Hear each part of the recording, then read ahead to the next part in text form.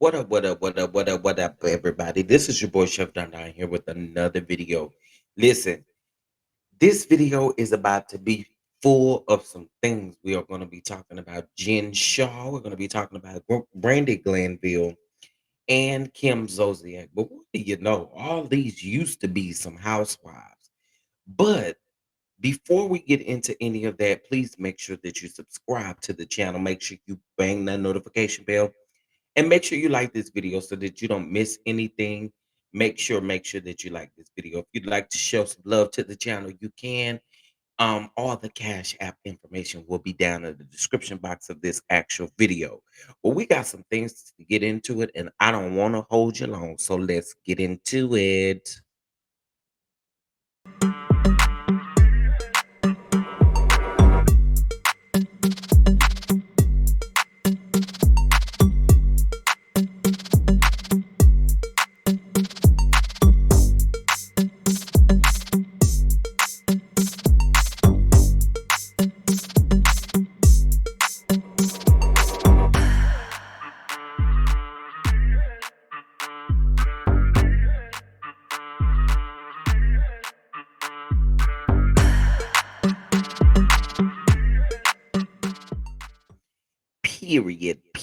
Period. Again, make sure you like this video and subscribe to the channel. Listen, let's go ahead and get into some things. So, as we know, we're going to be talking about Kim Zolciak Bierman and Corp Bierman. It looks like their home is going into foreclosure. Also, Brandi Glanville was filming Real Housewives Ultimate Girls Trip, and there seemed to be some things, some lewd incidents that took place, and these are all alleged. So we're going to get into that. And then Jinsha Shaw did surrender herself to federal prison on February the 17th of 2023. So we are going to get into that as well. So with that being said, let's get started. Make sure that you hit that like button as you come on up in the room, because that's just what we do. All right, moving on to Miss Brandi Glanville. So she has been in the headlines over the last few weeks. They did the film Real Housewives Ultimate Girls Trip 4.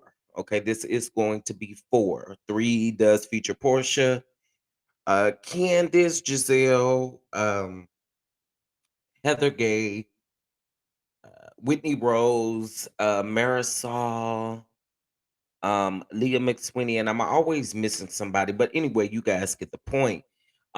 Anyway, they were filming Real Housewives Ultimate Girls Trip 4, and a few of them did come back from the uh Real Housewives Ultimate Girls Trip 2 that was filmed at Bluestone Manor, Dorinda Medley's home. So Brandi Glanville actually did film again. Now, you know, the people have been asking for her to come back to the Real Housewives of Beverly Hills. Here's my thing with Brandi Glanville before I get into anything. Brandi Glanville, I have always said, in my opinion, is an habitual line crosser. She loves to cross the line, and I'm just not here for anything of that sort. You know, she always loves to cross the line. She did it, honestly, if you think back, even though Eva and Phaedra really did like her on Real Housewives Ultimate Girls Trip, I find it strange that, some things she didn't even try with them and some things that she did try with them. But remember when she actually disrespected Eva's husband and tried to play that thing off like that's not what she meant. But girl, you said it. So we do not got no time to be playing with you. But anyway, that's that about Brandi Glanville. Well, headlines have been circulating, and we're going to get into one in particularly from Reality Blurb. All right, so getting into this article, it says Brandi Glanville was reportedly removed from filming on the fourth season of the Real Housewives Ultimate Girls Trip in Morocco at the end of last month. And now, weeks later, fans are learning more about what led up to her alleged early exit. Following reports claiming that the Real Housewives of Beverly Hills alum stuck her tongue down Caroline Manzo's throat and touched the former Real Housewives of New Jersey cast member private areas. Brandy is being accused of behaving erratically, aiming not one, but two alleged lewd incidents. On February the 15th, page six revealed Brandi Glanville reportedly ooh, propositioned one of the show's producers, asking them by name, "Do you want to F me tonight?" as cast and crew members looked on. Oh my God. And while the ex RHOBH star and the unnamed person were described as being old friends, as sources claim, they took Brandy's supposed comment as a joke. And the fact that the incident came after Brandy's reported encounter with Caroline led to concern from Shed Media executive. If you don't know who Shed Media executives are, they are the producers who do produce the Real Housewives Ultimate Girls Trip on Peacock. All right. In addition to launching an investigation, what went down between Brandy and Caroline, the production team company flagged Brandy's rumored interaction with the team member as inappropriate. And while Brandy has seemingly denied claims regarding her time with Caroline, saying on Twitter to check your sources, she was ultimately removed from the cast's home and taken to a hotel before leaving the island as her castmates finished filming. Caroline was also said to have left early after feeling uncomfortable with what allegedly went down. As fans may have heard, Brandy and Caroline were allegedly drinking prior to the reported incident, which both of the women having at least four tequila shots each, according to page six. In fact, the ladies were said to have been making out with each other. Oh, I'm just trying to imagine this. With Caroline supposedly saying, although insiders deny it, that she's been kissing my woman before, but she's been kissed by a woman before, but I've never kissed back until this evening. While Peacock has not released a statement in regards to the latest news, they did speak out after the first report about Brandy and Caroline. The safety and security of the cast and crew while shooting is extremely important, and we take all reports seriously. They said in a statement to People. In this situation, production immediately launched a comprehensive review and is taking the appropriate actions. A premiere date for the fourth season of the Real Housewives Ultimate Girls Trip, which serves as the second season of the franchise Ex Wives Club, has not yet been revealed. Yeah, of course it hasn't been revealed because we ain't even got season three air date as of yet. Okay, so that is the latest information on Brandi Glanville. Listen, I've said it time and time again, and I mean it every time that I say it. Brandi Glanville is a habitual line crosser. She does not mind crossing the line in anything that she does, and it's really strange. Okay. All right, let's go ahead and get into our next story, which is going to be that of Kim Zolciak Bierman. All right. So headlines have been circulating around Kim Zolciak Bierman, alleging that Kim is her home is in foreclosure. Um,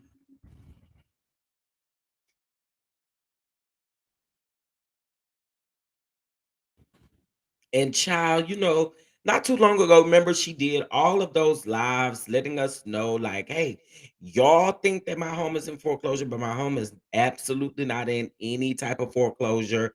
We are doing well over here. You do not need to be worried about us at all. You be worried about what you got going over there at your house, is almost what she had to say. So let's get into the story when it comes to Kim Zolciak Bierman. Girl, not the foreclosure.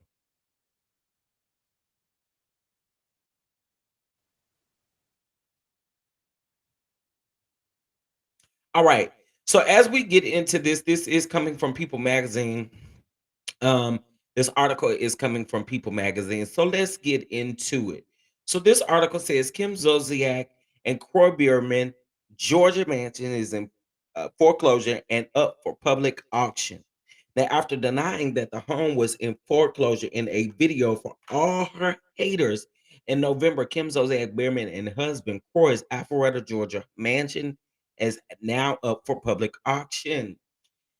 This goes on to say Kim Zolciak Biermann and husband Croy Biermann, Alpharetta, Georgia home mansion is in foreclosure. According to a notice shared on Wednesday by Fulton County Court, Trusted Bank will auction off the property on March the 7th in front of the Fulton County Courthouse after the couple defaulted on a $1.65 million loan that they took out for the property in October of 2012. Now, an attorney and rep for the couple did not immediately respond to people's requests for comments. Realtor.com estimates the seven-bedroom home is currently worth $2.5 million. The Real Housewives of Atlanta alum previously denied rumors that the home was in foreclosure with a video to an Instagram story captured by at Bravo Housewives in November.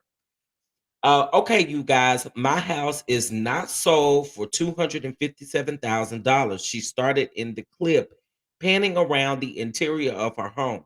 If you guys think I would let my home that we've put millions and millions of dollars into go for 257,000, you're an idiot. Okay, for real. So that's what that article says. And then it goes on to say here that so what you are going to do, haters.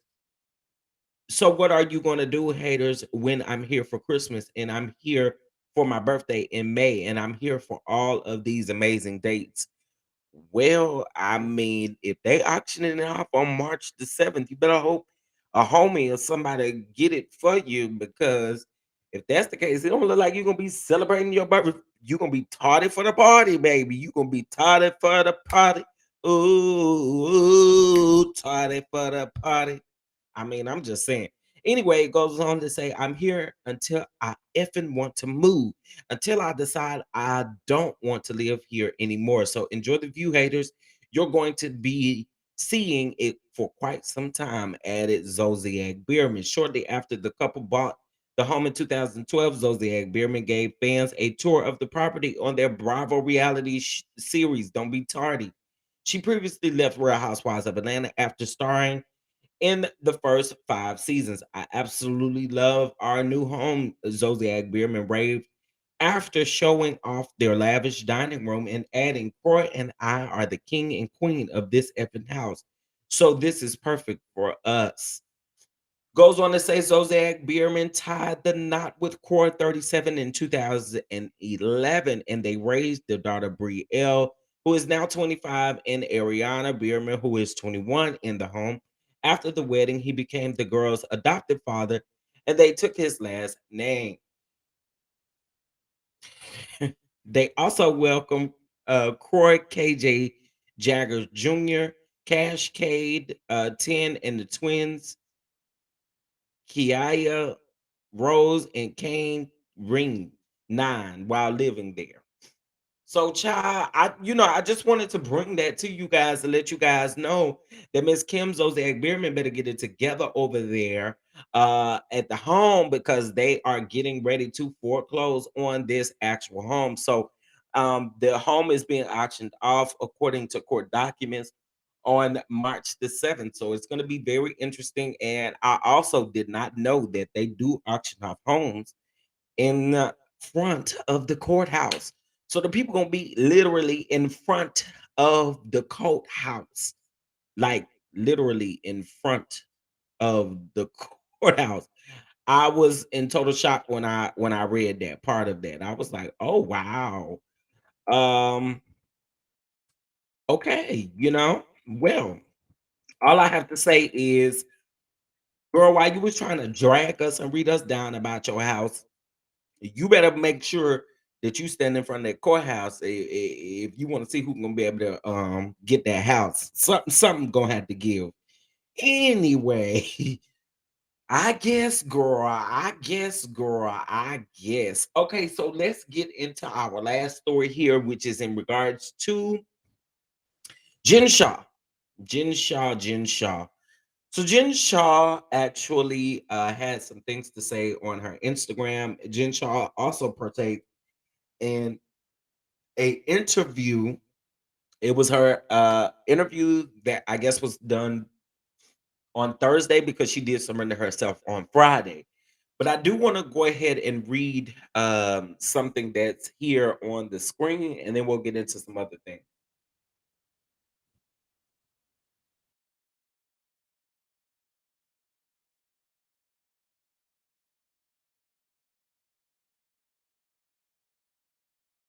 All right, all right, all right. Let's get into what Jen Shaw had to say.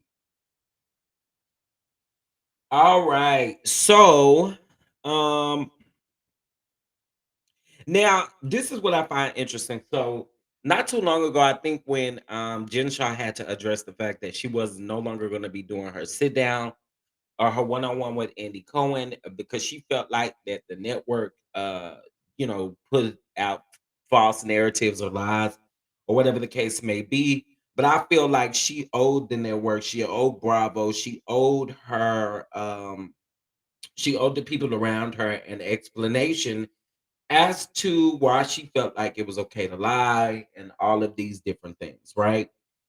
In this interview, I can't play the interview. I can play a snippet of the interview. I do want to play a snippet of the interview so that you guys can hear it. However, what I will say in regards to this is it's very, very strange how all of this stuff is now coming. She does have to serve a 6.5 year sentence. And once she does get out from doing that 6.5 years, she is on a 5 year um watch. Okay. All right. So let's get into this. So she says, I am surrendering to serve a sentence in federal prison today. It is the price I must pay for the bad decisions that I made. People got hurt because of my decisions. While incarcerated, I will work. I will work to make an amends and reconcile with the victims of my crime. In the link in my bio, I offer a more complete video conversation that explains the release plan I created. It's the line I have drawn, showing my commitment to work toward overcoming bad decisions I made during a personal crisis. In time, I pray that people will judge me for the way I respond to this sentence, rather than only for the decisions that led me to prison. I'll publish my work and make the road transparent, inviting others to hold me accountable. I am a believer in earring freedom, and I'll work toward that goal by making things right with the people I hurt. Love, Jinsha. Well, it looks like Jinsha will be headed down to Bryan, Texas. You do know that she did. It was requested from her attorney that she did serve her sentence in Texas because I believe she has a good friend that lives here in Texas. But Jennifer Shaw is now she has surrendered over to federal prison. What I was saying prior to this, she done an interview and she was supposed to do a one-on-one with Andy Cohen. She didn't do that one-on-one, so she done an interview with someone else. And in this actual interview, she does go on to say that in her mind, she truly believed that she was innocent. She believed that she didn't hurt these people. And it wasn't until she actually seen the list of the victims where she realized, hey, I messed up. But I find that very hard to believe because I think that just because you got caught, it just became a different situation. So let's take a listen to a little bit of this interview. I will put the link to the person who did conduct this particular interview down in the comment section so that you guys can have it. But give me just one moment and we're gonna get it pulled up.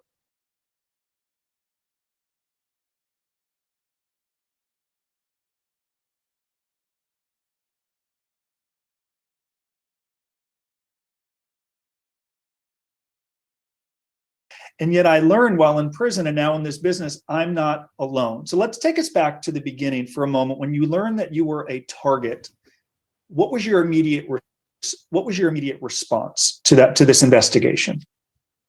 My immediate response was they must have the wrong person. Like, they must have this all wrong. I didn't do anything. That was my immediate response. Um, you know, I was in complete denial at that time and for a long time throughout the process, because I truly believed and was telling myself that I'm not guilty of these things that they're accusing me of. And I that was my initial, that's what I thought when, you know, to answer your question, when the investigation and the arrest first started, that was, that's how I felt. I recalled them and what my involvement was. But then, you know, when I fast forward, I was really, I was, it was like I was in this tunnel, right? And I was only seeing what I wanted to see and what I wanted to recall and I, what I thought. Because again, my perception was, I didn't do this. I didn't do this. I was in denial. And so it wasn't until, you know, much later, you know, a year later, where finally um, I had, you know, as you get more information and you look at things, I had difficult conversations with my attorney because I realized I had to take some responsibility. I realized that, you know what, I made a mistake, and my mistakes hurt people. My mistakes, you know, created victims out of, you know, people were hurt from this. Um, my role in this, as a result of that, you know, hurt a lot of people, and that was really hard for me to finally, you know, accept. And one thing, you know, I I was I was basically, I was lying to myself. I was lying to myself um, because I didn't want to accept that I had done these things or that I had hurt anybody or created victims, or, you know, or my actions caused harm to people. I did not want to accept that at all. And I was really, I was lying to myself and telling myself what I wanted to hear, because like you mentioned, you never expect that you're going to be in this position, that you are going to be somebody that, you know, is involved in a government investigation and facing prison. And the reality of going to prison, I didn't, I didn't want that to be a reality. That wasn't supposed to be my reality, and that thinking fostered more bad decisions for me throughout the legal process. That's right. All right, all right. Well, you guys heard that bit of that interview. I will go ahead and link the video down, the interview down in the description box of this actual video, so you can go check out. The full interview is about 36, 37 minutes. So you guys can definitely go take a listen. So you listen, y'all. That is it on these three individuals. That is Jinsha Shaw, who has uh reported to prison. That is Brandi Glanville of the Real Housewives of Beverly Hills, filming Real Housewives Ultimate Girls Trip, and Kim Zolciak Bierman and Court Bierman home is being auctioned off on March the 7th, and it is going into foreclosure.